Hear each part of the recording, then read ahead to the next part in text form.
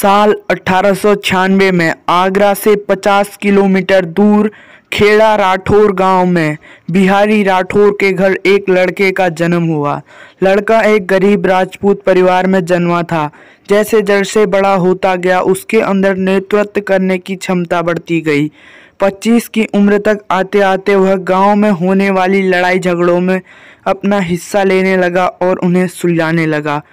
गरीब होने के बावजूद 43 की उम्र यानी साल 1939 तक आते आते गांव में उसका कद इतना बढ़ गया कि गांव के किसी भी विवाद पर उसका फैसला ही आखिरी फैसला माना जाने लगा। ये बात गांव के कुछ ब्राह्मणों और साहूकारों को पसंद नहीं थी। सभी एकजुट हुए और उस आदमी की जमीन पर कब्जा कर लिया। उस आदमी को कानून की समझ न थी, इसलिए सहायता लेने के लिए पुलिस के पास गया। साहूकारों ने पुलिस के मुंह में पहले से ही पैसा ठूंसा था।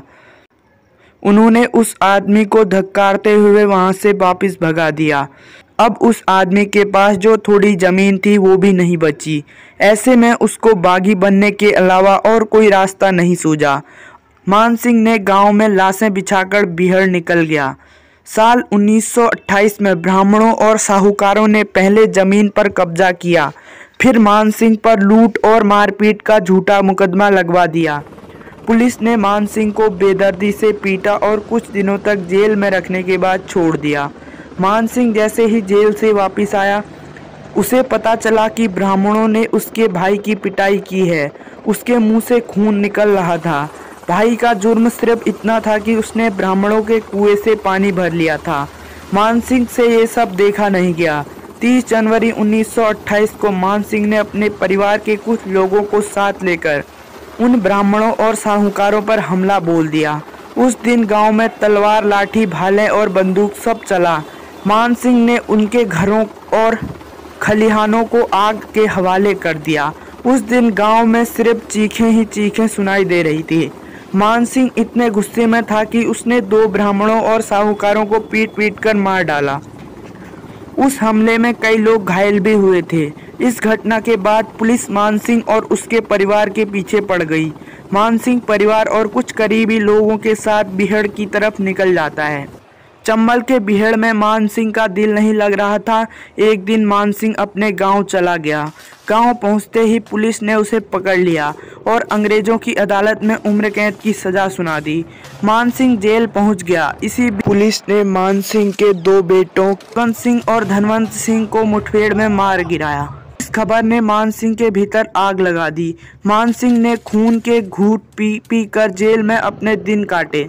साल 1939 में अदालत में मान सिंह को रिहा कर दिया गया। करीब 10 साल जेल में काटने के बाद मान सिंह जेल से बाहर आया। बाल हल्के सफेद हो चुके थे, लेकिन अभी इतिहास लिखना बाकी था। जेल से निकलकर गांव पहुंचा तो 10 साल बाद पति का चेहरा देखा। पत्नी रुक्मणी देवी फफक कर रो पड़ी। मान सिंह के अंदर अपने बेटों की मौत का बदला लेने की चिंगारी तो भड़की हुई थी, लेकिन पत्नी का चेहरा देख उसकी आंखें भी आंसुओं से भर पड़ी। उसने अपने 2 जिंदा बेटों से ही संतोष कर साधारण जीवन जीने का फैसला कर लिया। मान सिंह की सामान्य जिंदगी जीने वाली बातें सुनते ही पत्नी रुक्मणी देवी के अंदर मां जाग उठी। रुक्मणी ने अपने आंसू पोंछते हुए मान सिंह से कहा, बेटों की मौत का बदला लो या फिर जिंदगी भर के लिए चूड़ियां पहन लो। जवाब में मान सिंह ने कहा, तुम ठाकुरों की कसम जानती हो, एक बार बिहड़ गया तो वापसी का कोई रास्ता नहीं होगा। उसी वक्त मान सिंह अपने 2 जिंदा बचे बेटों अपने भाई तहसीलदार सिंह की तरफ देखता है और कहता है, चलो अब होगा खून का इंसाफ। मार्च 1939 को मान सिंह अपने परिवार के कुछ लोगों के साथ बिहड़ पहुंच जाता है। परिवार के अलावा कुछ अन्य लोगों को मिलकर उसने कुल 17 लोगों का गैंग बनाया। मान सिंह सबसे पहले अपने सबसे बड़े दुश्मन पंडित तलफीराम को निशाना बनाया। दरअसल तलफीराम ने ही मान सिंह के बेटों की जानकारी पुलिस को दी थी। उसके बाद मान सिंह ने उन सभी पुलिस वालों को ढूंढ ढूंढ कर मारा जिन्होंने उसके बेटे का एनकाउंटर किया था। उसने कुल 32 पुलिसकर्मियों को मौत के घाट उतार दिया था। 1941 में तलफीराम को मान सिंह ने उसके बेटों को मारा, उसके रिश्तेदारों को मारा, उनके घर को आग के हवाले कर दिया। पूरे चंबल में उसके नाम की दहशत फैली हुई थी। इन सभी हत्याओं के बाद मान सिंह पुलिस के लिए सरदर्द बन गया था। अपने सभी दुश्मनों को मारने के बाद मान सिंह बदल गया। पुलिस के रिकॉर्ड में मान सिंह पर 112 मामले सिर्फ लूट के दर्ज थे। दरअसल अपने दुश्मनों का सफाया करने के बाद मान सिंह ने अमीरों को लूटना शुरू कर दिया था। उस समय चंबल के आसपास कोई ऐसा अमीर व्यक्ति नहीं बचा था जिसे मान सिंह ने ना लूटा हो। इसके साथ ही मान सिंह का एक नियम था, वो राह चलते फिरते व्यक्तियों को कभी नहीं लूटता था, ना ही उनका अपहरण करता था। 16 सालों में मान सिंह की पुलिस से 90 बार मुठभेड़ हुई, लेकिन पुलिस की एक भी गोली मान सिंह को छू नहीं पाई। साल 1955 तक मान सिंह पर 185 हत्याओं के मामले दर्ज हो चुके थे। पुलिस किसी भी तरह मान सिंह का आतंक खत्म करना चाहती थी। मान सिंह को मार गिराने के लिए सरकार ने एक विशेष टीम का गठन किया। इस टीम का नेतृत्व बब्बर सिंह थापा कर रहे थे। मान सिंह बेहद शातिर था।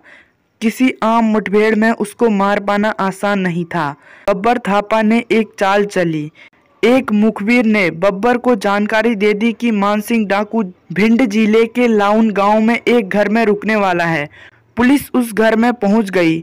उस घर के मालिक को डराया और मान सिंह और उसकी पूरी गैंग के दूध में जहर मिलाने के लिए कहा। जैसे ही मान सिंह की गैंग आई, उन्होंने जहर मिला दूध सर्व कर दिया गया। दूध पीते ही सारे लोग बेहोशी की हालत में आ गए। इतने में पुलिस आई और मान सिंह समेत उसकी पूरी गैंग को गोलियों से भून दिया गया। इस तरह मान सिंह के आतंक का अंत हुआ। दोस्तों, आज का वीडियो आपको कैसा लगा? यदि वीडियो पसंद आए तो लाइक कीजिए, चैनल पे नए हो सब्सक्राइब कीजिए। Thanks for watching.